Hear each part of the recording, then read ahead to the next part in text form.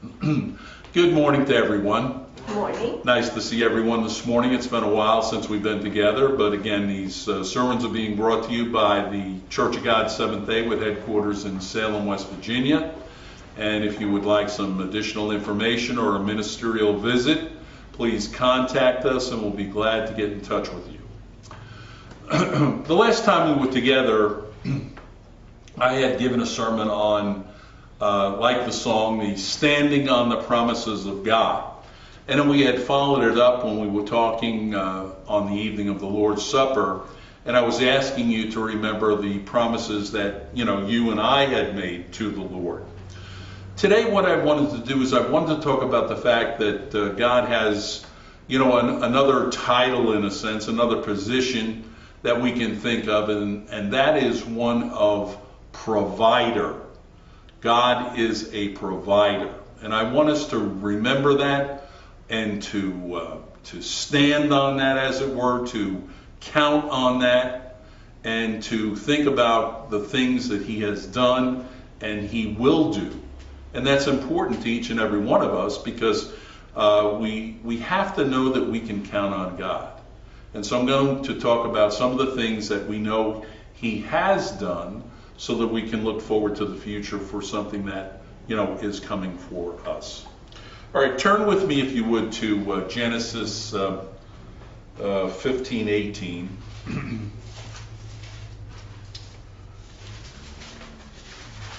And before we read that, I just want to remind you, remember, during creation week, what did God do? He prepared everything for Adam and Eve. And they were the last part of the creation, right? They were the last thing to go into the creation. And so what did He do? He provided everything that Adam and Eve needed before they got there. So when they got there, they really didn't have to do anything. It was all done for them. They didn't have to lift a finger, in a sense. All they had to do, well, I guess they did have to lift a finger. They had to take the fruit off the tree, right? Okay?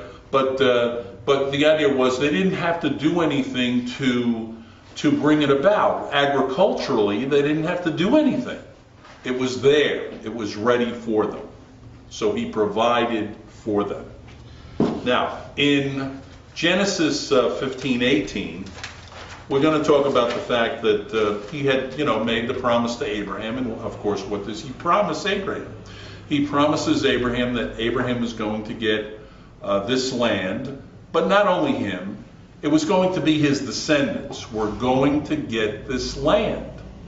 And of course in 18 it says, 15:18, Genesis 15:18, in the same day the Lord made a covenant with Abram, saying, unto thy seed have I given this land from the river of Egypt unto the great river, the river Euphrates. And then of course He mentions the people that were there already. The Kenites and the Kenizzites and the Cadmonites and the Hittites and the Perizzites and the Raphims and the Amorites and the Canaanites and the Girgashites and the Jebusites.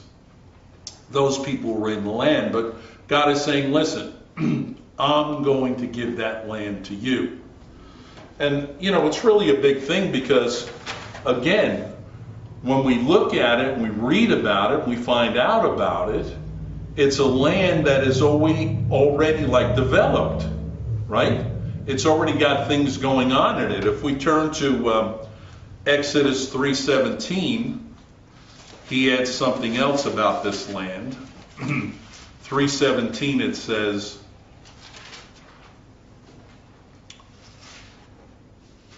and I have said, I will bring you up out of affliction of Egypt unto the land of the Canaanites, the Hittites, the Amorites, the Perizzites, the Hivites, the Jebusites, unto a land flowing with milk and honey.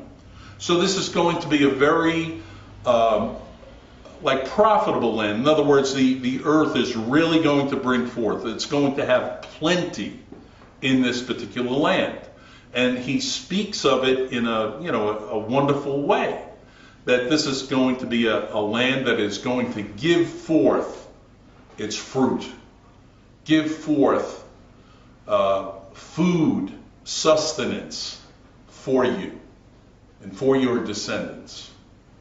And so this is going to be a wonderful, wonderful land.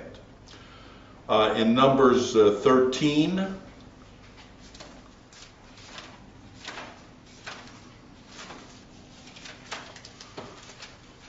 I'm going to go to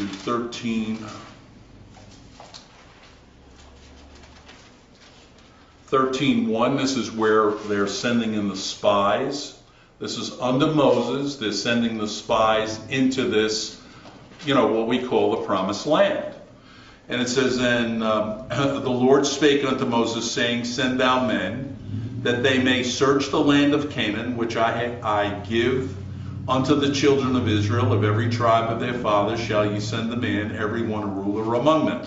And of course it lists the men that go, and of those 12 that go into the promised land to spy out the land are Joshua and Caleb. Okay? If we go to verses 23 and 25, 23 through 25, it says, and they came unto the brook of Eshcol, and cut down from thence a branch with one cluster of grapes, and they bare it between two upon a staff. So this had to be a very, very large cluster. It was either the cluster itself was very large, or the grapes were very large, but it needed 2 men to carry this cluster. I mean, if you go into the store today, you see a cluster of grapes. I mean, it's no big deal. You pick up a cluster of grapes. What they had here was something that was very, very large. So they have it. It's they bear it between 2 upon a staff. And it says, and they brought of the pomegranates and of the figs. The place was called the brook Eshcol because of the cluster of grapes which the children of Israel cut down from thence. And they returned from searching of the land after 40 days. So they go into the land and they spy out the land. Now we're not going to get into the idea of what what the report was in a sense. We'll cover it briefly, but it was the idea when they went in there, they found that this was very, very fruitful. And it had what they were told. In other words, it was this was something that was, I guess, tremendous in a sense. It'd be like walking into a well-packed supermarket, like today. They go into this land and it's got wonderful things to partake of. And so what God had promised them was so. And these men are supposed to report back and tell them. Of course, we know how that went. Joshua and Caleb gave the good report and the other men didn't. And of course, what happens? They probably would have gone right into the promised land at that particular time. But because the others murmured, cried about it, basically in a sense, they didn't go and they wandered around in the desert for 40 years. A day for a year. They were there 40 days. They wandered for 40 years. Okay? All they had to do was trust, believe, and obey, and they did not. Even though there was evidence. Right? Even though there was evidence. I mean, they already knew there was going to be people there. Some of these other people did the work. So God used these other people to do the work, to provide this wonderful land. Right? That's what we're talking about. He's a provider. So by way of other people, he provided for the descendants of Abraham to go into the promised land. And they didn't believe him. They didn't trust him. They didn't go forward like they should have. All right. Joshua 1. Joshua, first chapter. And we're going to look at the first 3 verses.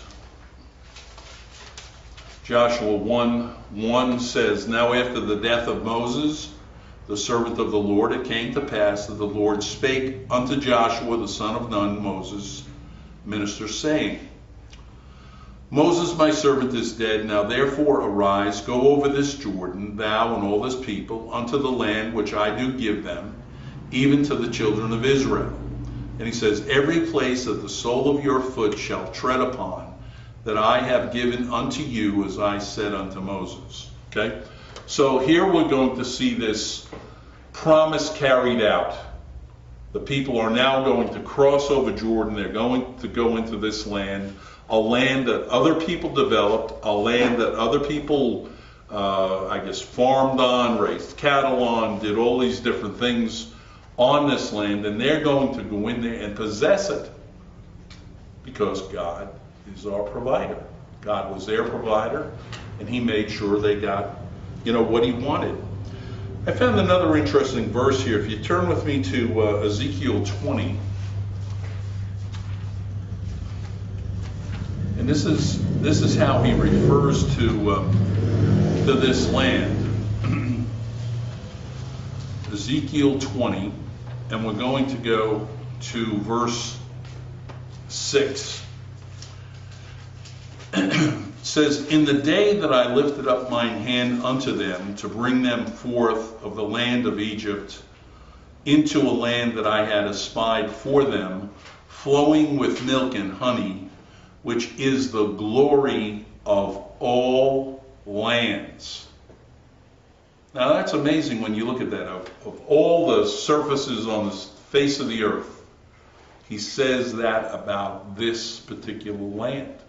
The glory of all lands. See, what did the Arabs want? The Arabs want this land. They don't want it for the same reasons that God had given it to Israel. They want it because they hate the Israelis. They want to get them off the land. They just want to have a whole, like Arab complex. See, and the Israelis are interfering with that in a sense. This little strip of land, when you look at that, when you look at it compared to everything else, I mean, it's like nothing. It's minuscule as compared to some of the territory that's around them. Okay? So what does God call it? The glory of all lands. Okay? And we read before, we studied before that, this particular territory is the apple of God's eye. This is how important this land is to him, and this is how we should feel about it. When I say that, I'm talking about the fact that that's where the New Jerusalem is going to be, So this land, this section of the earth should just be as important to, them at that particular time, and it should be just important to us because that's where the New Jerusalem is going to come.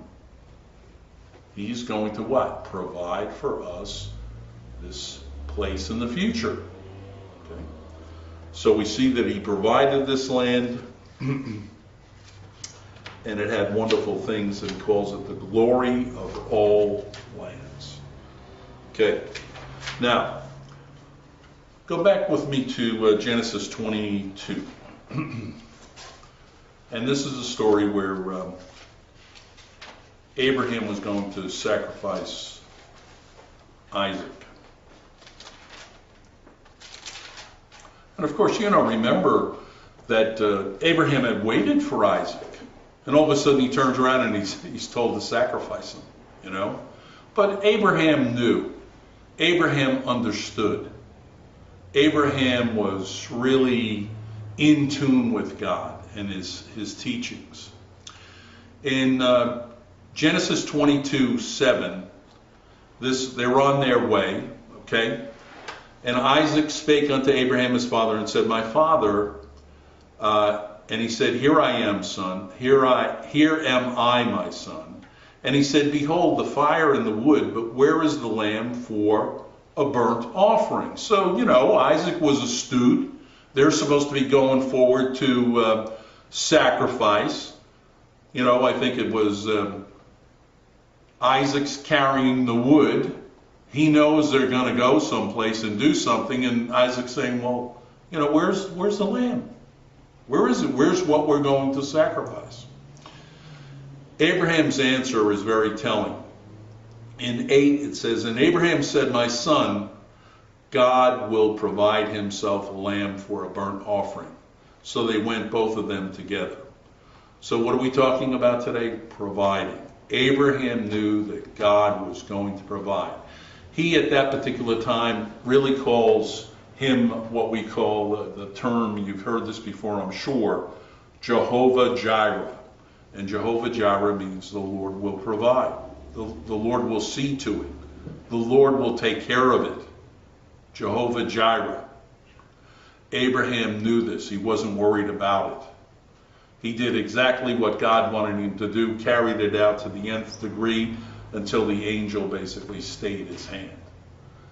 And of course, what happens? He provides a ram. There's a ram to take the place of Isaac. So Abraham knew well ahead of time he was going to provide something to be sacrificed. The Lord will provide. See, we can't see what God sees. We can't know what God knows. It's impossible. We think that we know. We think that when we're in the middle of a storm, in a sense, that we think, well, we're going to get wet. It's going to be a problem. And that's what we think, because that's how we think naturally. But that's not how God thinks. He doesn't think that way. Proverbs 3:5. We had talked about this at home a lot.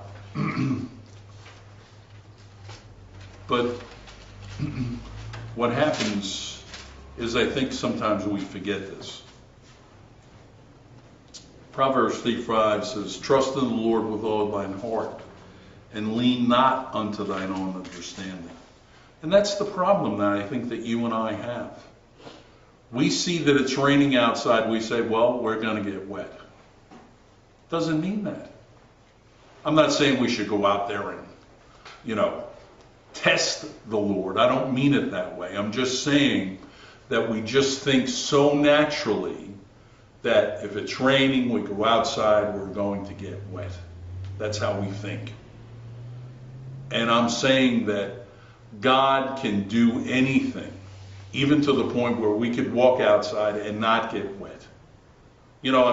Think about Gideon's fleece, right? Wasn't that the story? God, show me what you want. Show me. Make it so that if the dew comes, in a sense, the fleece is going to be dry. So the dew comes and the fleece is dry. Okay, God, show me again that if the dew doesn't come, that it'll be wet. So the dew doesn't come and it's wet. That's what I'm talking about. Those are the things. We think we walk out in the rain, we're going to get wet. That's how we think. But God is so above that. He knows so much more than we do. He can see so much more than we see. I wrote down, trust is a must. Positively, absolutely. Isaiah 55.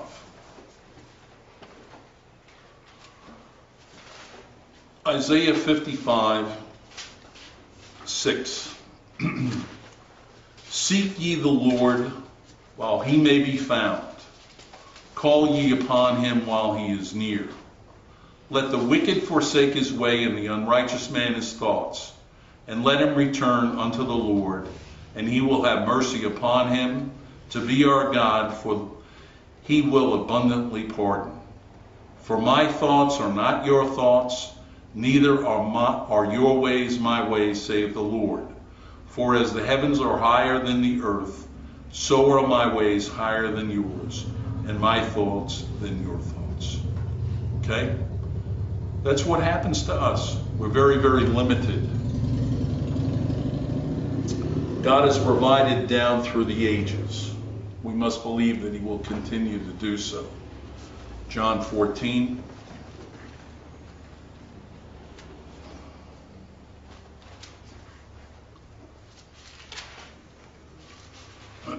John 14 says, 14:1. Let not your heart be troubled. You believe in God, believe also in me, Christ says. In my Father's house are many mansions. If it were not so, I would have told you. I go to prepare a place for you. What did he do for Adam and Eve? He prepared a place for them. What are we being told? He's going to prepare a place for us. 3. And if I go and prepare a place for you, I will come again and receive you unto myself, that where I am, there ye may be also. And whither I go ye know, and the way ye know. In Hebrews 11, we'll wrap this up. Hebrews 11, we have people of faith and we read about them. It tells us some of the things that they were called to do and did.